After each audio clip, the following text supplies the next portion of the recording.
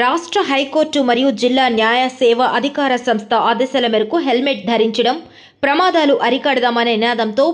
Prathipadu court నుండి అల్లూరి సీతారామరాజు విగ్రహం వరకు గురువారం ప్రతిపాడు బార్ అసోసియేషన్ సభ్యులు మరియు పాఠశాల విద్యార్థులతో కలిసి ర్యాలీ నిర్వహించారు. ఈ ర్యాలీలో ముఖ్య అతిథిగా junior civil judge Katam Banu పాల్గొన్నారు. ఈ సందర్భంగా all India lawyers association for justice రాష్ట్ర నాయకులు బుగత శివ, బార్ అధ్యక్షులు కుక్కటేశ్వరరావు మీడియాతో మాట్లాడారు. ప్రయాణం చేసేటప్పుడు అతివేగం వలన ప్రమాదాలు జరగటం వలన కుటుంబాలకి దూరమైపోతున్నారని, ప్రధానంగా లైసెన్స్ లేని ప్రయాణం నేరం, సీటు బెల్ట్ ధరించి కారు నడపాలని, తప్పనిసరిగా హెల్మెట్ ధరించాలని బుగత శివ అన్నారు.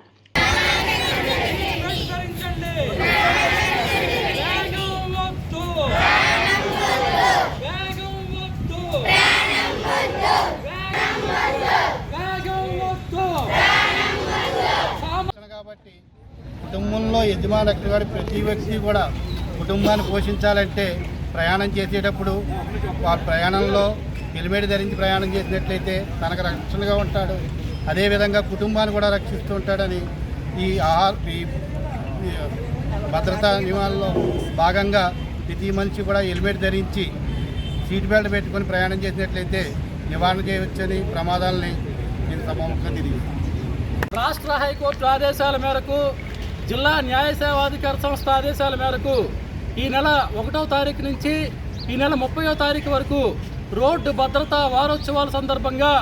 ప్రమాదాలను అరికెడదాం, సీటు బెల్ట్ను ధరిద్దాం, అలానే హెల్మెట్ ధరిద్దాం, ప్రమాదాలను అరికెడదాం అనే ప్రత్యేకమైనటువంటి నినాదాలతో